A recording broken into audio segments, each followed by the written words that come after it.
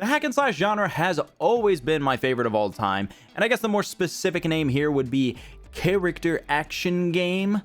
Oh, it's such a bad name. I hate it. I absolutely adore this genre, but at the same time, it does feel like the redheaded stepchild of gaming. And recently, the action genre has moved away from these hack and slash games and have fully sent it down the Souls-like route.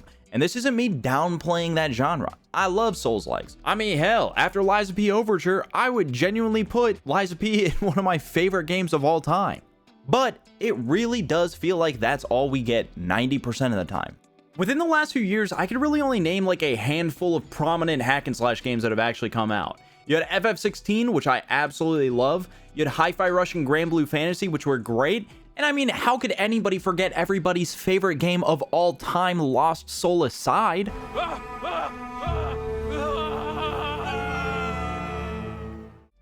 Getting a new hack and slash game, especially one from a prominent franchise like Ninja Gaiden, is crazy to see. Especially since it's been like, what, 10 years since the last game and about 17 since the last good one? Ninja Gaiden 4 is finally here, and dare I say it, I'm thinking he's back. Ryu Hayabusa. Whatever your clan is plotting, it ends here.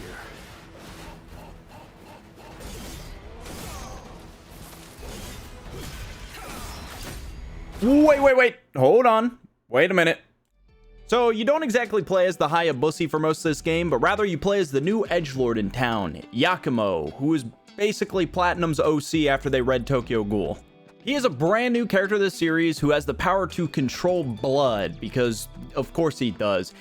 And I'm gonna be honest here, dude, he's so sick. He is so goddamn edgy, and I know the English dub changed the voice lines to be more edgy, and personally, I love it. He owns that shit, man. Fuck off. Now, I've seen people call this the Metal Gear Solid 2 or the DMC4 of the Ninja Gaiden franchise, and honestly, they wouldn't be too far off. You don't play as the character you would think you would play as.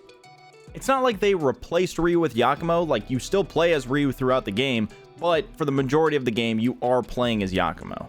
The other major change for this series is it's actually not made by Team Ninja, but rather the main development was headed by Platinum Games while Team Ninja basically watched over it. Platinum Games is one of my favorite developers of all time, creating some of my favorite games ever, but recently they have been having some rough years. Babylon's Fall is one of the worst games I have ever played in my entire life, and it is one of the biggest video game flops probably ever. It's no Concord, but it's up there. I'm gonna be honest, I definitely tempered my expectations a little bit, despite there being a new Ninja Gaiden coming out. Looking back, I look like a fucking idiot, man. This game's a banger. Now, it being made by Platinum Games, yes, the game is way faster than the previous 3 games. Yes, Yakumo makes so much sense now as a character. And yes, the camera is infinitely better than the previous games. Holy shit, thank you, Platinum Games. While I don't think that Ninja Gaiden 4 is Platinum's best game, as they did make Nier Automata, which is just straight up one of the best games ever made, I do think that this is Platinum Games' best feeling game outside of their Bayonetta series. This combat system feels new, yet it still 100% feels like a Ninja Gaiden game, despite what purists might say, and I'm not saying it's the best, but I do think that it comfortably stands alongside the best games in the entire genre, be it Bayonetta, Devil May Cry, the older Ninja Gaiden games. This game just absolutely rips. So yeah, Platinum Games, welcome back. Ninja Gaiden is known for its brutal combat, and Ninja Gaiden 4 is no exception. Playing as Yakumo, the game feels much faster than the previous games, but still 100% has that Ninja Gaiden DNA that you know and love. You've got your Azuna drop, you still got your flying swallows, your guillotine throws, your ultimate techniques, and yes, you will die 100+ times.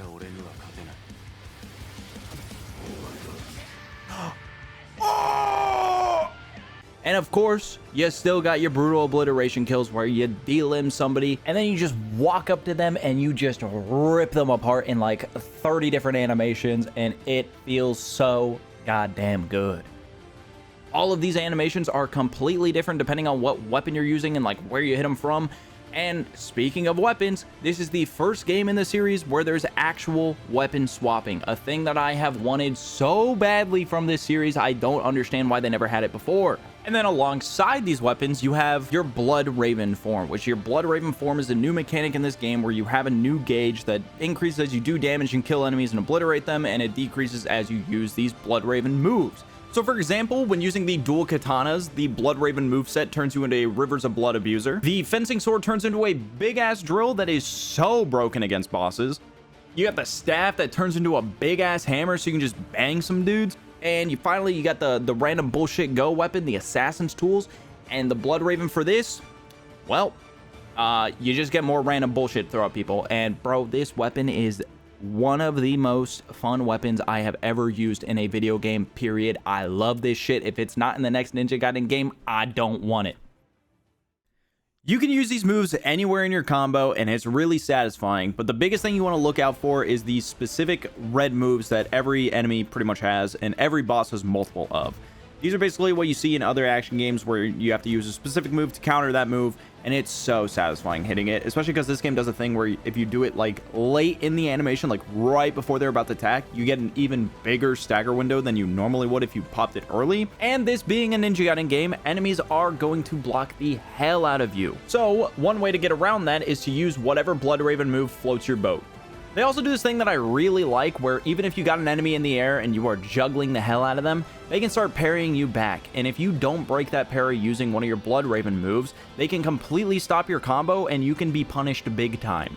Another thing that they added is the Berserk mode, which is basically your devil trigger of this game. Yakumo goes beast mode and can start one-shotting every single enemy with his charged Blood Raven attacks. He can also click both sticks in to instantly wipe basically everything on his screen. Does this really cool art style shift where everything goes like black and red with white blood. It looks really clean and it's really satisfying, which is something that I'm probably going to say a lot throughout this video in terms of combat, because damn is it satisfying. It's one of those games where you like get in that zen flow state and it feels so good. I'm going to be real for a second. Yakumo just might be one of the most fun action game characters to come out in the last few years. Outside of Clive, that's my fucking goat right there. But Yakumo, dude, he feels so goddamn good to play.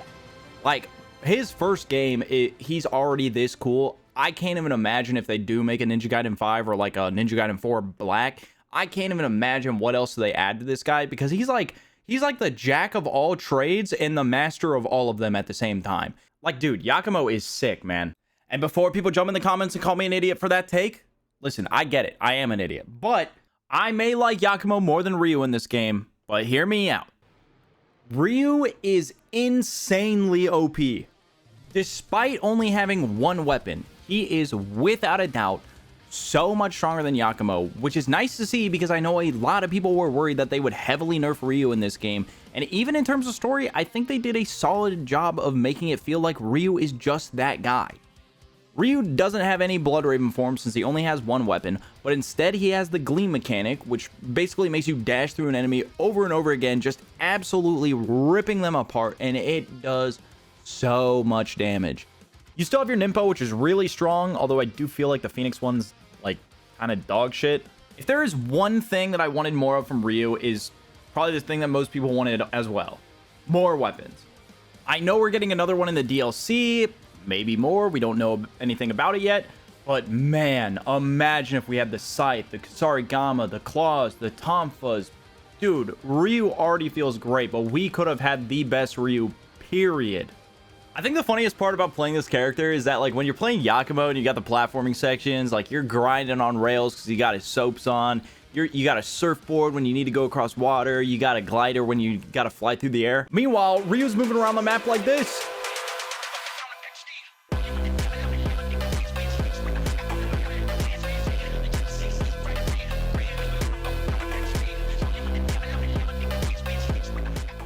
I just love how fast and flashy and over-the-top Ninja Gaiden 4's combat is, and I understand if some old Ninja Gaiden heads might not appreciate it as much as I do. That's perfectly fair.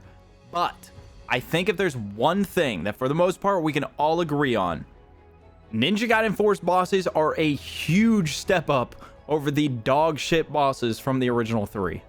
Now, I love the first two games, not really the third one.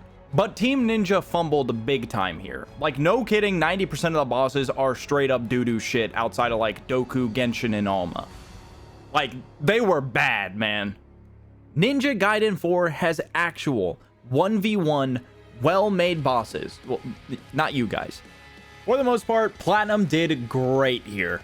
Like, bro, the real Ryu fight, the John Platinum Games fight, and the final boss, oh my goodness, bro, Platinum locked the fuck in here. It feels so weird to play a Ninja Gaiden game where I don't have to fight the boss in a very specific way that the game wants me to, but rather I can use all the shit that the game has told me throughout to fight the boss and do it in the best way possible. That's how a boss fight should be. Not only are the fights sick as hell, but dude, the soundtrack in this game goes crazy. It also does that thing that Metal Gear Rising does where you're fighting the boss phase 1 and it's just playing the normal soundtrack, but then you hit phase 2 and the vocals come in and dude, it hits every time.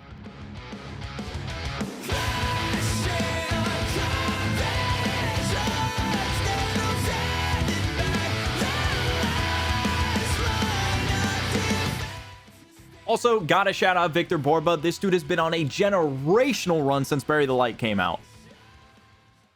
Also, not even just the boss fight music, but like just the soundtrack in this game is pretty solid overall. Like the shop theme for Umi's shop, bro, I love that. Also, when you're playing as Ryu, I really like how it replaces Umi's shop with Muramasa's shop, and it even gives you like a remix of the old track. It's so good. Just like previous Ninja Gaiden games, there is a story, and in Ninja Gaiden 4, it's definitely there. And that's really all you can say about it. It's not bad. Okay, it's bad, but like it's bad in a fun way, because let's be honest, at the end of the day, we're all here just to see ninjas going at it, aura farming, and delivering hype moments, and they deliver here. If there is one thing that I can say about this story that I think they did do well on, was the Ryu and Yakumo dynamic. They did not nerf Ryu at all in this game, and as a matter of fact, it's quite the opposite. All throughout this story, everyone is just glazing Ryu, constantly throwing out Ryu Hayabusa, the super ninja, as they like look at you as if you're some fucking loser. And you know what? I get it. Look what he did to me in the first 2 seconds of the fight. Ooh, he can block my...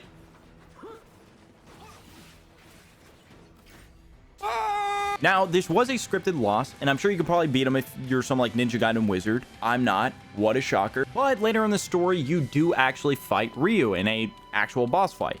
And I think they do it in a really cool way where it's less of a fight to the death and more of a test of strength to see if Yakumo really got that dog in him to fully kill the Dark Dragon. Because in the lore, Yakumo's some descendant of the Dark Dragon. He's... Yo, nobody cares, man. Yeah, he kills the Dark Dragon, obviously, and it's really hype. But I do wish Ryu played a part in the final fight. Like, he kind of just doesn't do anything, and yeah, it's kind of weird. I don't know, they should have done something else with him. At the end of the day though, Ryu is still without a doubt the top dog of the Ninja Gaiden verse, and yeah, I actually think they did pretty well here between the two characters. One last thing about the story, Platinum, it's time. You cannot waste this design for 20 seconds of cutscenes. We need Ninja Gaiden 4 Black or an Ayane DLC, please. Now, I have been glazing this game constantly, and you know what? I'm fine with it. I love this game despite its issues, and there are definitely some issues here. The first issue I gotta talk about is definitely the level design. I don't think it's outright bad, but I think it's a little too simple. There's no like puzzle rooms, there's no key rooms, there's really none of that in this game. It's just mini platforming section, combat arena, platforming section, combat arena, rinse and repeat until you get to the boss. Now for me, I didn't mind it too badly because I just absolutely love the combat in this game. But if there's one thing that I had to say is that they use these like little mini platforming sections, if you can even call them that, a little too much.